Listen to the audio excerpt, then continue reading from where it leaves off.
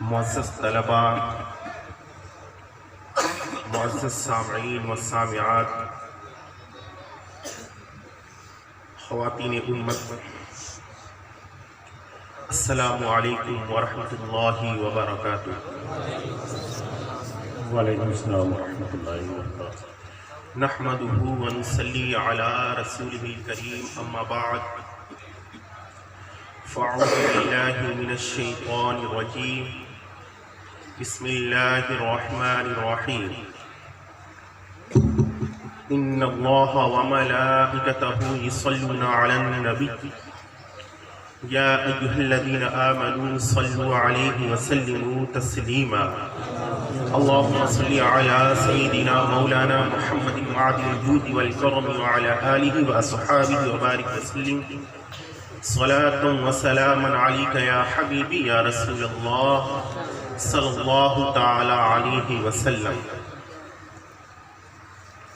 ہم اور آپ عرس طیبی میں حاضر ہوئے ہیں۔ طیب العلماء نے اس دیار میں، قرب و جوار میں دین کی جو تبلیغ و اشاعت کی تھی، قرآن و سنت کی جو تبلیغ و اشاعت کی تھی، نشر و اشاعت کا کارنامہ انجام دیا تھا، وہ انہوں نے اتنے انمٹ نقوط چھوڑے تھے، ان کی یاد میں پورا دیار آج ان کے عرس کے موقع پر اکٹھا ہوا ہے اور ان کی تعلیمات کو سننے کے لیے موجود ہے۔ سبحان اللہ، سبحان اللہ۔ حضرت طیب العلماء کس کی تبلیغ و اشاعت کیا کرتے تھے؟ قرآن و سنت کی تبلیغ و اشاعت کا کام انجام دیا کرتے تھے۔ کون قرآن سنت؟ اللہ کے نبی صلی اللہ تعالی علیہ وسلم نے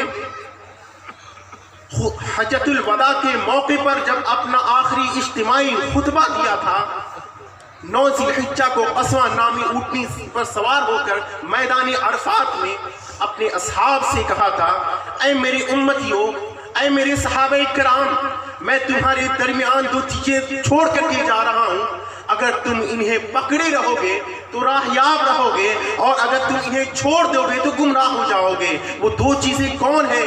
کتاب اللہ اور سنت رسول اللہ۔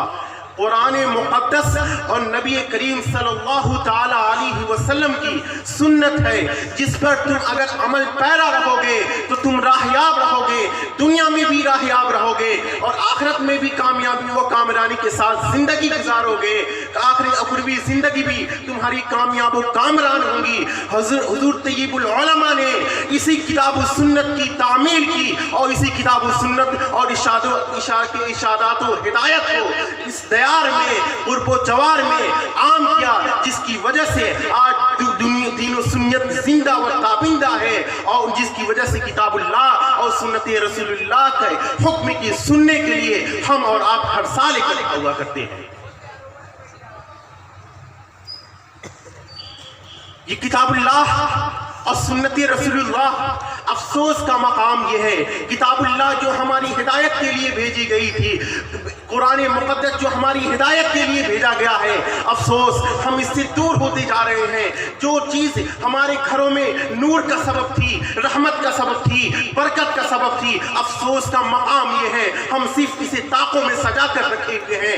یہ طیب العلماء کا، نبی کریم صلی اللہ تعالی علیہ وسلم کا، اصحاب رسول کا، اسلاف کا، خود قرآن مقدس کا یہ پیغام نہیں ہے کہ تم قرآن مقدس کو طاقوں میں سجاؤ۔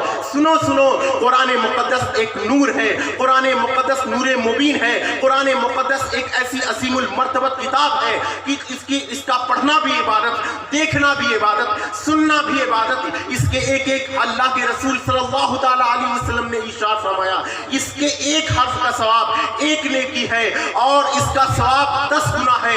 1 نیکی کا ثواب رب قدیر 10 گنا دیتا ہے۔ قرآن مقدس کی تلاوت کرنے پر ایک حرف کا ثواب 10 گنا، 1 حرف کی تلاوت کرنے پر 10 گنا ثواب عطا فرماتا ہے۔ مگر آپ یہ بتائیں، آپ قرآن مقدس سے کتنا دور ہوتے چلے جا رہے ہیں۔ قرآن مقدس کی تعلیمات تو الگ بات ہے، ہم قرآن مقدس کو کھولتے نہیں ہیں، قرآن مقدس کو دیکھتے نہیں ہیں، جو ہمارے رزق میں، ہماری تجارت میں، ہمارے گھروں میں برکتوں کا سبب ہے، رحمتوں کا سبب ہے، نعمتوں کا سبب ہے، ہم اسے صرف طاقوں میں سجا کر کے صرف اسے دیکھتے ہیں، اور ہم نے اس کی تعلیمات کو اور اس کی ارشادات و ہدایات کو بھلا دیا ہے۔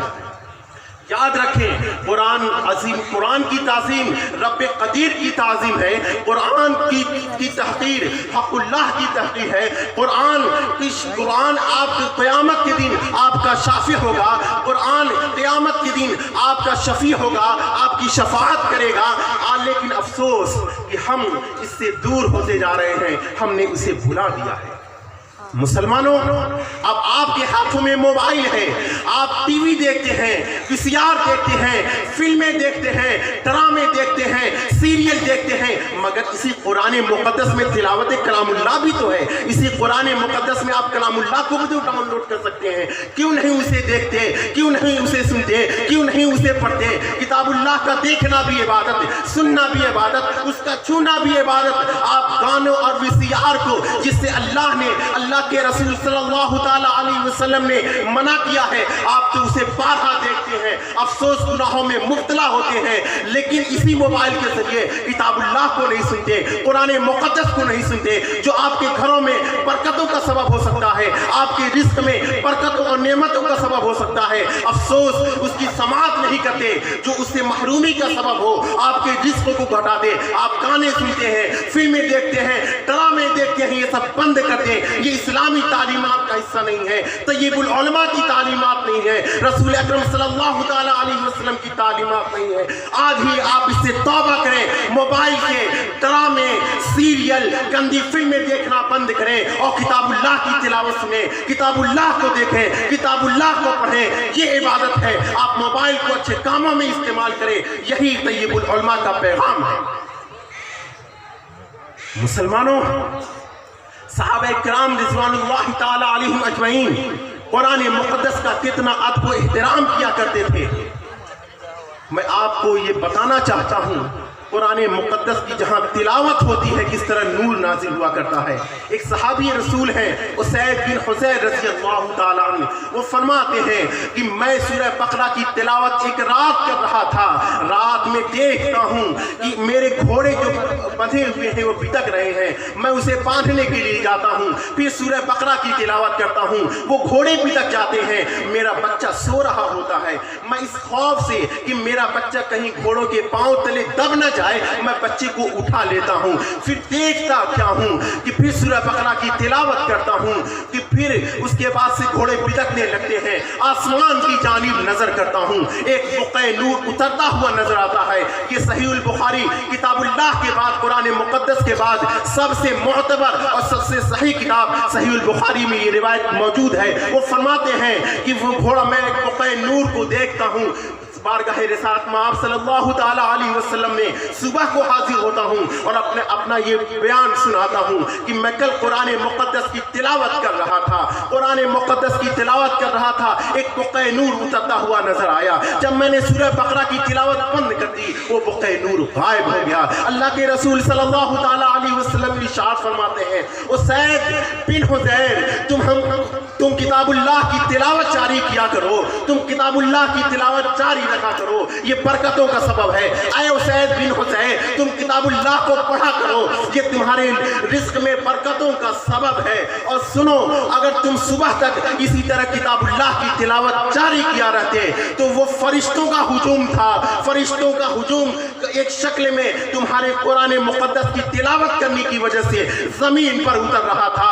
اگر صبح تک تم تلاوت کلام اللہ جاری کرتے تو صبح کے وقت تمام اصحاب فرشتوں کو اپنی آنکھوں سے دیکھ لیا کرتے تھے۔ یہ صرف واقعہ صرف نہیں ہے، احادیث مبارک میں صحیح البخاری شریف میں یہ واقعہ موجود ہے کہ جہاں کتاب اللہ کی تلاوت کرتی ہے وہ اللہ کی رحمتیں نازل ہوا کرتی ہیں، اللہ کی برکتیں نازل ہوا کرتی ہیں، اللہ کی نعمتیں نازل ہوا کرتے ہیں۔ آپ نے اپنے گھروں سے صرف طاقوں میں سجا کر رکھا ہے، بتائیے برکتوں کا نزول کیسے ہوگا، رحمتوں کا نزول کیسے ہوگا؟ آپ آتے ہیں، کہتے ہیں ہمارے محنتیں بہت زیادہ ہوتی ہیں لیکن ہمارے گھر میں बरकतें नहीं होती हैं, रिस्क में फरावानी नहीं होती है। आपने किताबुल्लाह को बंद कर दिया, आपकी तिजारतें बंद हो गई, आपकी तिजारतों में बरकतें होना बंद हो गई। आज भी अगर किताबुल्लाह की तिलावत करना शुरू कर दें, उसे देखना शुरू कर दें, उसे पढ़ना शुरू कर दें, यकीन मानो मुसलमानों कि आपके घरों में रहमतों और बरकतों का नुज़ूल इस तौर पर होगा कि आप सोच भी नहीं सकते। मूसलाधार बारिश की तरह आपके घरों में रहमतों का नुज़ूल होगा। आप गाने फिल्में देखना बंद करें, अपने कानों से गाने देखना बंद करें, उसकी जगह कुरान मुक़द्दस की तिलावत सुनें, कुरान मुक़द्दस को देखें, कुरान मुक़द्दस का एहतराम करें। दूसरा जो हमारे मुआशरे में एक गलत इस्लाह सुन्नत के खिलाफ काम किया जाता है, वो बेटियों की विलादत पर नाखुशी का इजहार है। अफसोस का मकाम यह है, जब मक्का में बेटियों को जिंदा दरगोर किया जाता था, यूरोप में बेटियों को जिंदा दरगोर किया जाता था, दफन किया जाता था, उन्हें पहाड़ की चोटियों से फेंका जाता था, उस वक्त अल्लाह के रसूल सल्लल्लाहु ताला अलैहि वसल्लम ने बेटियों की विलादत पर खुशी का इजहार करने के लिए फरमाया, बेटियों को रहमत करार दिया, बेटियों को विलादत पर अल्लाह की नेमत और अल्लाह की रहमत करार दिया। फरमाया अल्लाह के रसूल सल्लल्लाहु ताला अलैहि वसल्लम ने, जिस घर में बेटियों की पैदाइश होती है, उस घर को रहमत के फरिश्ते अपने परों से घेर लेते हैं, अपनी रहमतों से घेर लिया करते हैं, उस घर में रहमतों और बरकतों का नुज़ूल हुआ करते हैं। अफसोस का मकाम यह है, आपके घर में बच्चों की विलादत होती है तो आप खुशी का इजहार करते हैं, आपके घर में उसी घर में अगर बेटी की विलादत होती है आप नाखुशी का इजहार करते हैं। अल्लाह के रसूल सल्लल्लाहु ताला अलैहि वसल्लम ने इससे मना किया है। सुने, एक बेटी की विलादत हो, दो बेटी की विलादत हो, तीन बेटी की विलादत हो, उस पर नाखुशी का इजहार नहीं करना है। अल्लाह के रसूल सल्लल्लाहु ताला अलैहि वसल्लम ने फरमाया, जिसने अपनी बच्चियों को खिलाया पिलाया, उनकी अच्छी तालीम दी, उनकी अच्छी परवरिश करी, वो क़यामत के दिन मेरे जन्नत में इस तरह रहेगा, दो उंगलियों की तरह शहादत और उसके बगल की उंगलियों की जानिब इशारा करते हुए फरमाया कि वो मेरी साथ जन्नत में इस तौर पर रहेगा जैसे ये दो उंगलियां होती है। बच्चों की परवरिश करने वाला, बच्चियों की परवरिश करने वाला, उनकी अच्छी तालीम और तरबियत देने वाला, उनकी विलादत में खुशी का इजहार करने वाला क़यामत के दिन जन्नत में रसूलुल्लाह का रफीक होगा, रसूलुल्लाह के साथ होगा। अय्याम जाहिलियत में लोग बच्चों को जिंदा दरगोर कर दिया करते थे, अल्लाह के रसूल सल्लल्लाहु ताला अलैहि वसल्लम ने उससे मना फरमाया और तमाम दुनिया वालों के लिए इस बला को खत्म करवाया और अल्लाह के बच्चों की विलादत को उनके लिए रहमत करार दिया। मैं एक वाक़या सुनाना चाहता हूँ। उस दौर में भी कुछ असहाबे रसूल थे जो बच्चियों को जिंदा दरगोर होने से बचाया करते थे। हज़रत सअद बिन नाजिया रज़ियल्लाहु ताला अन्हु ये जलीलुल क़द्र सहाबी रसूल हैं। जब वो ईमान लेकर के आते हैं, ईमान लाने के बाद अल्लाह के रसूल सल्लल्लाहु ताला अलैहि वसल्लम की बारगाह में हाजिर होते हैं, फरमाते हैं या रसूल अल्लाह, मैंने अय्याम जाहिलियत में क्या जो नेक काम किए हैं रब क़दीर उसका अज्र देगा या नहीं देगा? अल्लाह के रसूल सल्लल्लाहु ताला अलैहि वसल्लम फरमाते हैं, ऐ सअद बिन नाजिया तुमने कौन सा नेक काम किया है? सअद बिन नाजिया कहते हैं कि मैं एक दिन अपने ऊँटनियों पर सवार था, जंगल में जा रहा था, मेरी दो ऊँटनियां बिदक गई, मैं उनकी तलाश में तीसरी ऊँटनी पर सवार होकर के जंगल के उस पार गया, देखा एक बूढ़े के पास मेरी दो ऊँटनियां ही। मैंने उससे कहा कि ये मेरी ऊँटनियां हैं। उस बूढ़े ने मुझे बैठाया, उसे बैठाया करके मुझे खजूरें पेश की और फिर पूछता है कि उसके पास एक झोपड़ी मौजूद है, पूछता है कि मेरे घर में बच्चे और किसी की विलादत होने वाली है, लेकिन अगर बच्ची की विलादत होगी मैं उसे जिंदा दरगोर कर दूंगा, दफन कर दूंगा, उसे मार डालूंगा, और बच्चे की विलादत होगी तो मैं उसे ले लूंगा, उसी की परवरिश कर दूंगा। हज़रत सअद बिन नाजिया रज़ियल्लाहु ताला अन्हु फरमाते हैं कि मैंने उससे कहा, सुनो, अगर बच्ची पूछो बच्ची की विलादत हुई है या बच्चे की, जब बच्चे की रोने की आवाज आती है उस झोपड़ी से, वो बूढ़ा कहता है कि बच्चे की विलादत हुई है या बच्चे की आवाज आती है कि बच्चे की विलादत हुई है। बूढ़ा नाखुशी से अपना सर झुका लेता है। हज़रत सअद बिन नाजिया कहते हैं उस बच्ची को ये एक दो ऊँटों के बदले मुझे दे दो। वो बूढ़ा कहता है कि मैं दो ऊँटों के बदले नहीं, इस तीसरे ऊँट के बदले मैं तुम्हें दूंगा, अगर तुम तीसरा ऊँट भी दोगे तब मैं तुम्हें ये ऊँट दूंगा। वो फरमाते हैं कि सअद बिन नाजिया मेरे पास यही तो एक ऊँट है जिसे मैं लेकर के मक्का जाऊंगा और मक्का में सवार होगा, फिर बताओ मैं कैसे इस तीसरे ऊँट को दूं? हाँ, अपने साथ किसी को भेजो ताकि वो मुझे मक्का पहुंचा करके मुझे इससे तीसरा ऊँट ले ले। वो फरमाते हैं कि उसने मुझे उस बच्ची को दे दिया 3 ऊँट के बदले, अपने साथ किसी खादिम को भेजा मक्का के लिए ताकि मैं उसे तीसरा ऊँट भी दे दूं। वो मैं उस बच्ची को लेकर के मक्का चला आया।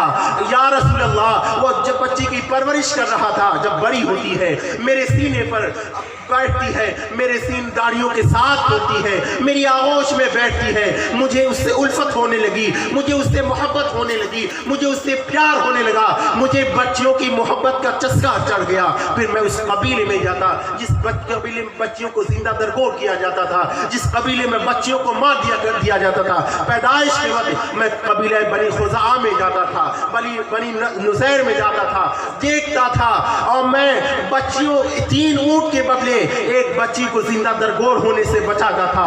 और या रसूल अल्लाह, मेरी हवेली में 1 नहीं 2 नहीं 3 नहीं 360 बच्चियां पल रही हैं। 360 बच्चियां मेरी हवेली में पल रही हैं। 360 बच्चों की मैं परवरिश कर रहा हूं। अल्लाह के रसूल सल्लल्लाहु ताला अलैहि वसल्लम। नाराए तकबीर, नवाज से बोले नाराए तकबीर, नाराए रिसालत, नाराए रिसालत, उर्से तैयबी, उर्से तैयबी, फैज़ाने हुजूर तैयबे मिल्लत, फैज़ाने हुजूर तैयबे मिल्लत, फैज़ाने हुजूर हाफिज़े मिल्लत, फैज़ाने हुजूर हाफिज़े मिल्लत, एहसाने हुजूर हाफिज़े मिल्लत, एहसाने हुजूर हाफिज़े मिल्लत, मुहक्किक़े मसाइले जदीदा, मुहक्किक़े मसाइले जदीदा, हुजूर मुहसिने मिल्लत, हुजूर मुहसिने मिल्लत, हुजूर मुहसिने मिल्लत, उलमाए अहले सुन्नत, उलमाए अहले सुन्नत, फैज़ाने हुजूर हाफिज़े मिल्लत, फैज़ाने हुजूर मुजाहिदे मिल्लत, फैज़ाने हुजूर मुजाहिदे मिल्लत, मसलके आला हज़रत, नाराए तकबीर, नाराए रिसालत। हम तमामी खाकसारान हक को इतला करते हैं कि आप लोग लाइन से खड़े हो जाइए। आज पहली सलामी सरकार मुजाहिदे मिल्लत अलैहिर्रहमा को गैबाना सलामी पेश की जाएगी।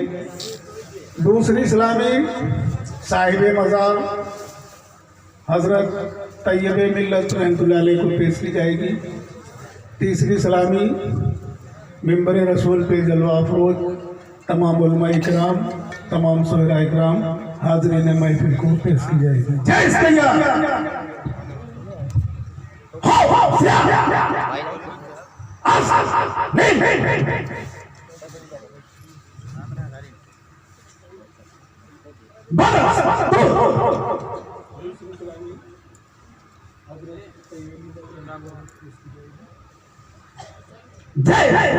तैयार हो सिया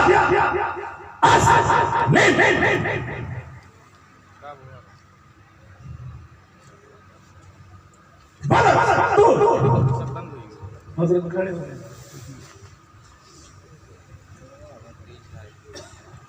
तीसरी सलामी मिंबर रसूल पे जलवा फरोज तमाम उलमा इकराम, तमाम सोहरा इकराम, हाज़रीन महफिल को पेश की जाए। तैयार हो सिया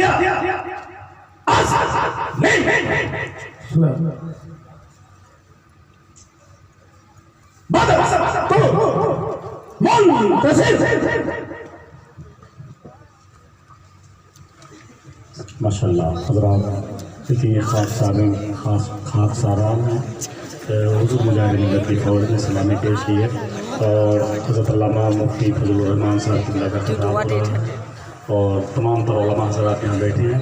बिलख़ुसूस हुज़ूर मुहक्किक़े मसाइले जदीदा के चेहरे की ज़ियारत करें। हुज़ूर सैयद कामिल मियाँ साहब क़िबला, सैयद आशिक़ मियाँ साहब क़िबला मौजूद है, मुफ्ती ख़ातिम रसूल मुफ्ती नूर आलम इस्माइल साहब। तो मैं फरमा रहा था